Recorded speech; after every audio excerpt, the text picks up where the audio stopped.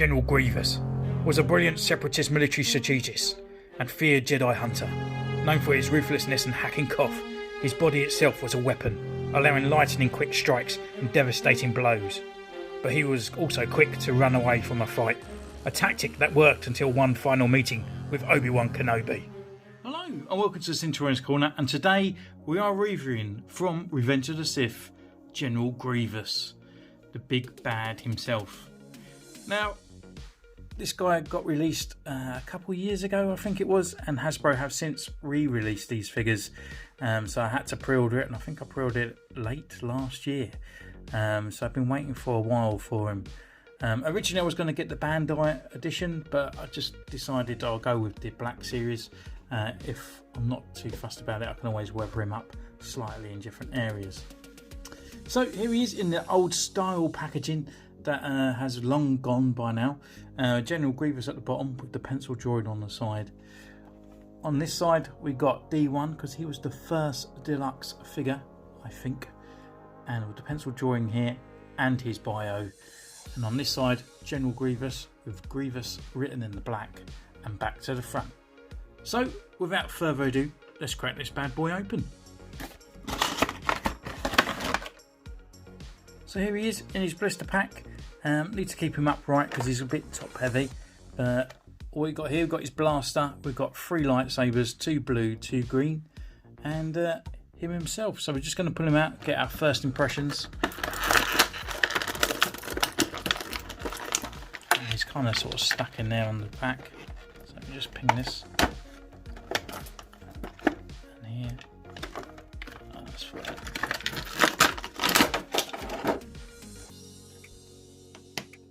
Yeah, it looks pretty cool. I'm really hoping he doesn't get very loose like the battle droid and stuff like that over time. But yeah, we're going to check him out and take some photos, and we'll see you in a moment.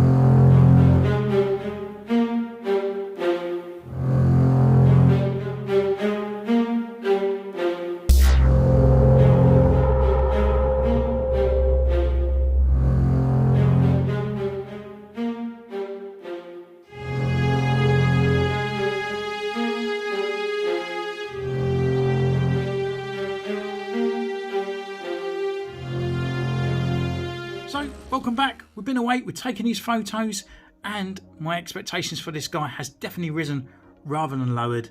I don't know why, I just always felt he looked a little bit too skinny. I still feel that way, I still think he needs to be a bit more robust. His head definitely needs to be bigger, but I think the Black series have definitely done justice to our General Grievous. I mean, who knew I'd be ecstatic to actually receive a General Grievous action figure for when Revenge of the Sith come out. This guy literally just popped onto our screen, gave Obi-Wan Kenobi a run for his money, and then died. I mean, where did this guy come from? Where did he go? Where did he come from? Cotton Eye Joe.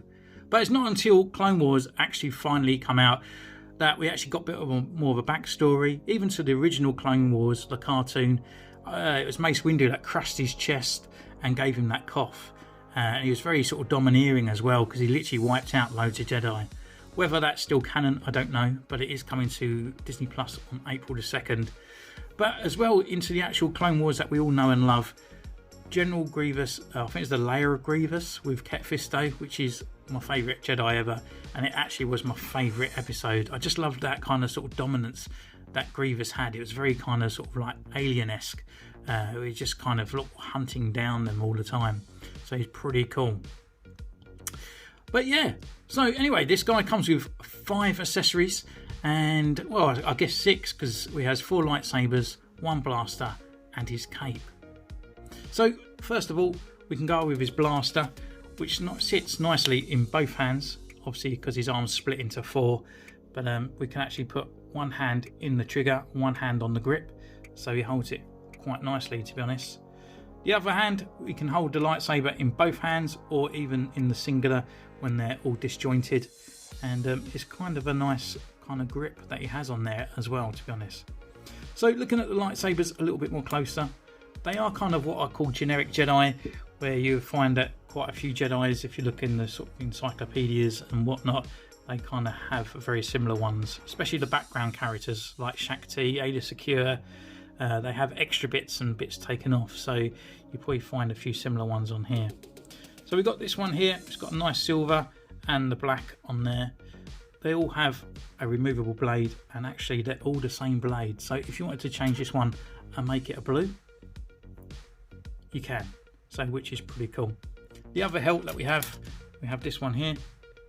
So it's a nice silver with the black.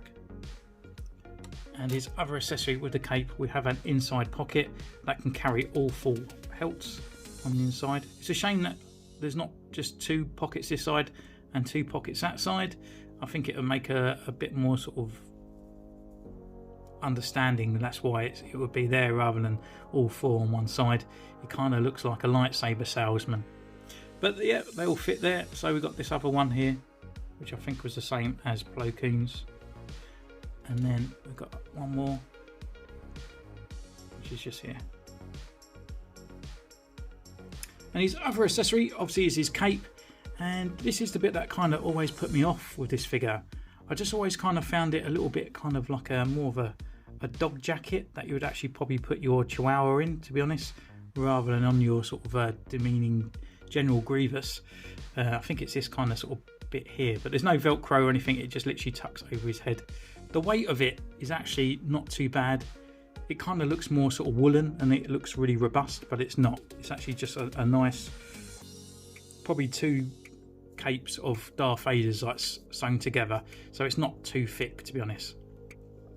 The only thing that they're missing on the cape is he has got an insignia on the back of his cape. They haven't put it on there, but I think the only way they would put it is by like a vinyl decal. So over the time it would probably just crack and peel off, which I'm happy that they didn't go with that, to be honest.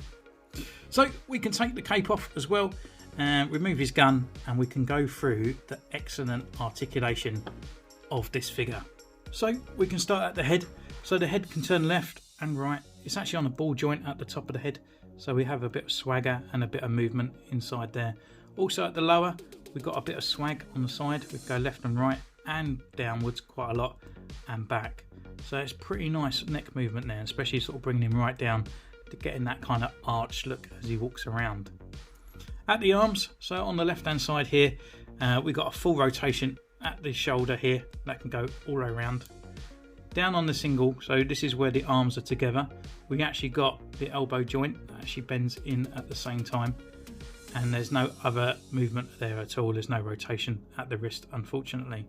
On this side I've split up the arms, so we've actually got single different movements here. So obviously the elbow bend can move up here, but we've got a up and down here. There's no other rotation at all there, but we can sort of individually remove them at the shoulders, and we still only just got that one kind of bend there. There is a rotation here at the lower elbow once the arms are apart. At the waist we can go left and we can right, can't really go down much, and back is non-existent. Leg wise they can come up super far and they can go back that way. We can have this wide apart. We've got a nice double jointed knee which comes up right around. The lower knee movement is kind of hard to bend, but once you get it there in place it's fine. And then we've got another kind of sort of movement here on a hinge at the lower ankle and a swivel at this ankle. Unfortunately this isn't really on a ball joint. It would be nice to actually bring the foot in sometimes. Just when you get him into a nice pose like this, it'd be nice to sort of pivot that ankle in just a little bit to give him a bit more security. But unfortunately he doesn't, so he falls over quite a bit, and he has no peg holes either, so we can't put him in a stand, which is very annoying.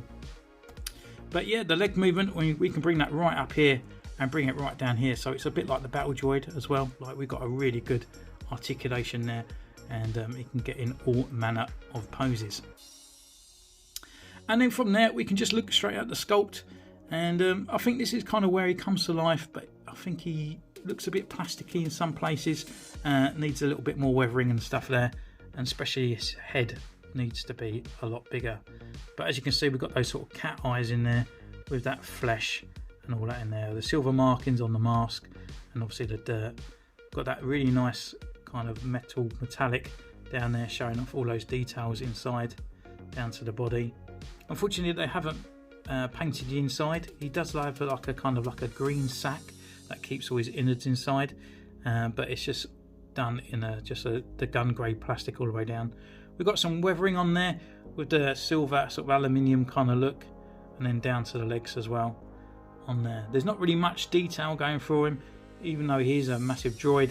It's just very kind of plain Jane kind of looking, and there's no other, even though they've got the dentations and stuff on there, but there's no weathering on the back, unfortunately.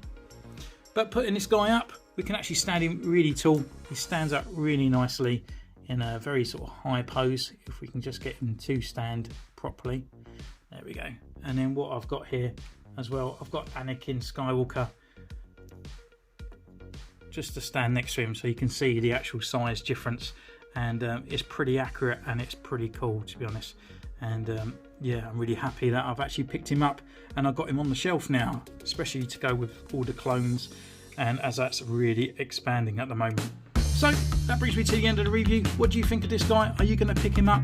I would highly recommend this character at the moment. As a re-release from Hasbro, I doubt that it's going to come out anytime soon in new packaging, so I do definitely think it's the time to get it. And also, you can comment down below, you can subscribe, you can ding that bell, and you can follow me on Instagram, where I'll be showing more pictures of these guys fighting it out. And I'll see you again next time. Take care. Bye.